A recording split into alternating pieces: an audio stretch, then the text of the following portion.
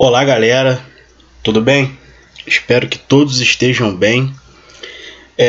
Tô aqui disponibilizando para vocês o resumo dos capítulos 1, 2 e 3 que já foram estudados por nós em sala de aula.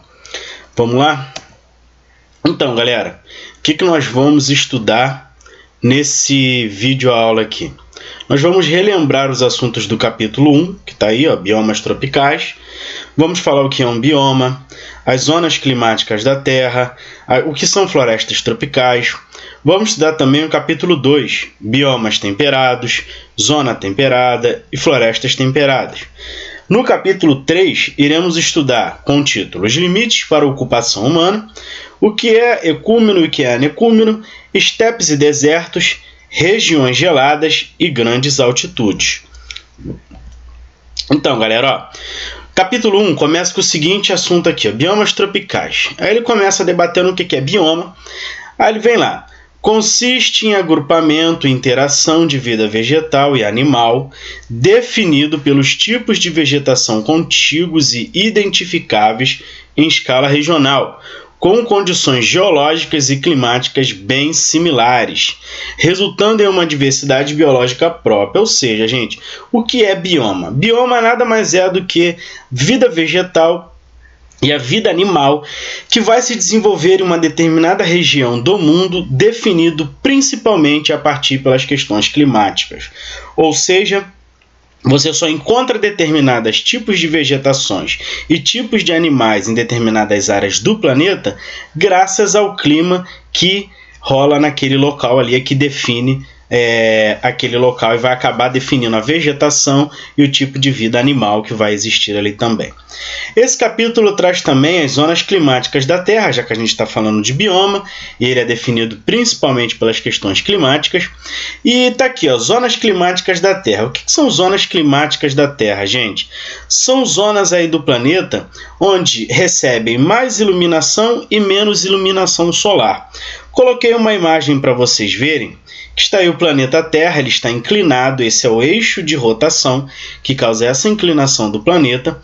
E o Sol, em relação ao Sol, determinadas áreas do nosso planeta eles não recebem igualmente a luz solar. Isso vai fazer com que alguns lugares do planeta sejam mais frios, outros mais quentes e alguns muito mais gelados, que já é o clima polar. Essa imagem aí, ela define bem as zonas climáticas da Terra. Mas eu coloquei uma outra aqui para facilitar o estudo de vocês. Olha essa daqui, ó. Olha aí, ó. Esse vermelho aí, onde está zona tropical, que em alguns livros aparece como zona quente também, é a área do planeta Terra onde recebe a maior quantidade de raios solares. Então, automaticamente, essa é a área do planeta Terra mais quente, tá? Na parte laranja está a zona temperada do norte e a zona temperada do sul. São áreas do planeta Terra onde recebe menos radiação solar. Então são áreas aí de clima mais amenos. Verões não tão rigorosos, mas invernos muito mais rigorosos. Tá?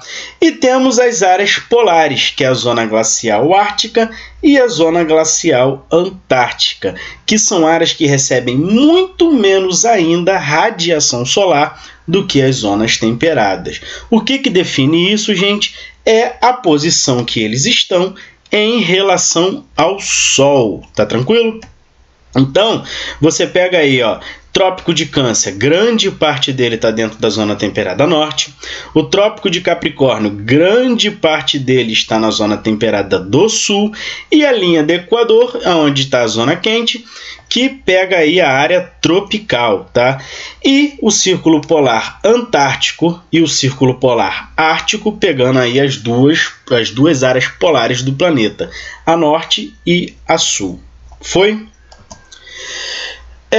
Esse livro também traz como assunto florestas tropicais, que tem como características serem o quê?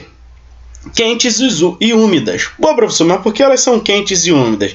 Lembra que eu falei aqui, a zona tropical? Olha aí, ó. É a área do planeta que mais recebe iluminação solar. Então, se é a área que mais recebe iluminação solar, ela tende a ser o quê? quente. E se é quente, tem grande evaporação de água. E essa evaporação de água vai causar umidade e automaticamente nuvens carregadas que irão voltar no formato de quê? Chuva. Essa é a característica de um local tropical. Muita gente fala que não entende por que no Brasil é muito quente e chove muito.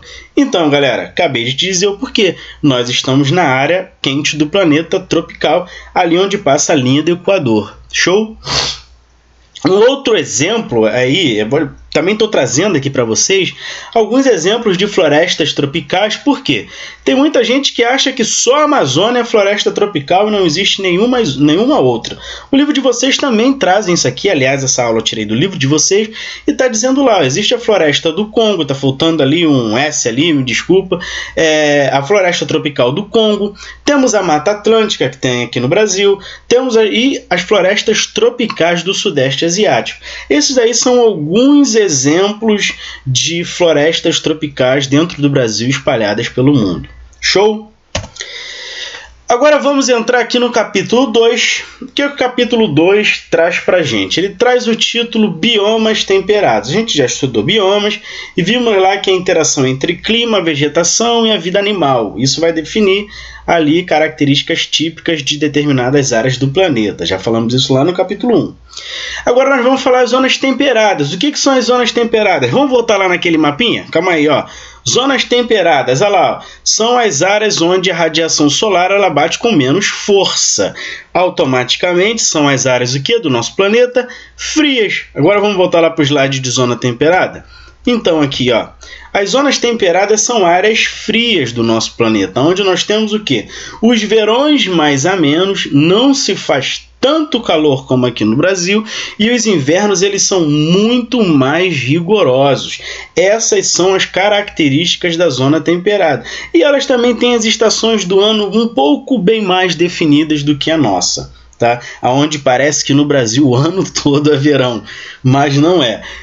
Já nos lugares de zona temperada é um pouco mais definido ali, tu consegue ver as diferenças entre outono, inverno, primavera, verão e assim vai, tá? Assim como a área tropical tem suas florestas, a zona temperada também tem suas florestas, tá? As florestas temperadas, elas são denominadas por árvores decíduas ou caducifólias. O que é isso? Árvores que perdem grande parte de suas folhas nas épocas mais frias do ano. Tá? Então, as florestas temperadas elas têm como características no inverno ou nas áreas mais frias, como o outono também que é um pouquinho mais frio, as árvores perderem folhagens e até mesmo ficarem secas. Tá? Isso é uma característica aí de vegetações de clima temperado. E também trago aqui para vocês alguns exemplos de florestas temperadas espalhadas aí pelo mundo. As boreais, que também são chamadas de taiga, as pradarias ou pampas. Aqui no Rio Grande do Sul nós temos muita vegetação de pampas, inclusive tem um solo lá de coloração roxa chamado Tinórzion, que é um solo muito fértil e muito disputado aí pela agropecuária. E nós temos a vegetação mediterrânea. A vegetação mediterrânea ela é muito utilizada aí para as pessoas utilizam muito a vegetação mediterrânea para produzir vinho, uva, vinagre e por aí vai. Ela é muito propícia à plantação de uva, tá? Azeite também, as oliveiras a galera aproveita muito essa vegetação mediterrânea para produzir oliveiras, plantar uva e por aí vai. E as boreais lá que eu não falei, ou a taiga, ela tem como característica a vegetação de pinheiro, né? Que tem aí as suas folhagens um pouco parecidas com agulhas e é chamado também de florestas de coníferas porque acabam tendo aí um formato de cone que eu já desenhei muito aí na aula para vocês e mostrei como que se forma uma vegetação de conífera dentro das florestas boreais ou taigas. Vamos lá para o próximo slide? Então, galera, aqui no próximo slide a gente já entra no capítulo 3, que é os limites para a ocupação humana. Ou seja, para o ser humano ocupar algumas determinadas áreas do planeta, existem limites, e é o que esse capítulo traz. Olha, o que são áreas ecúmenas? São áreas do planeta que apresentam as condições mínimas necessárias para a ocupação humana. Lá embaixo, aqui, ó, vou botar o cursor do mouse aqui, ó, tem alguns exemplos de áreas ecúmenas. Estão vendo aqui o cursorzinho do mouse, a seta? Estepes e desertos são áreas mais secas, aí, com menos chuvas, tá? Mas são áreas mais... Opa, eu acabei pro final aqui, deixa eu voltar, me desculpe. São áreas aí mais propícias à ocupação humana. O ser humano ele consegue ocupar essa área, mesmo não tendo uso de grandes tecnologias, ele consegue viver aí nessas regiões. Então, isso são áreas ecúmenas, tá? Só que, em contrapartida, nós temos as áreas anecúmenas. O que são áreas anecúmenas, gente? São áreas do planeta que têm condições severas que dificultam o estabelecimento humano em certas áreas, tá?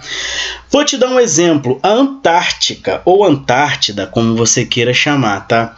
Na Antártica, gente, foi o único local do planeta onde grupamentos humanos não migraram para lá e se fixaram. Por quê? A Antártica ela tem aí condições severas que bate menos 70, menos 80, menos 60, por aí. Ou seja, sem o uso da tecnologia é impossível grupamentos humanos se fixarem lá.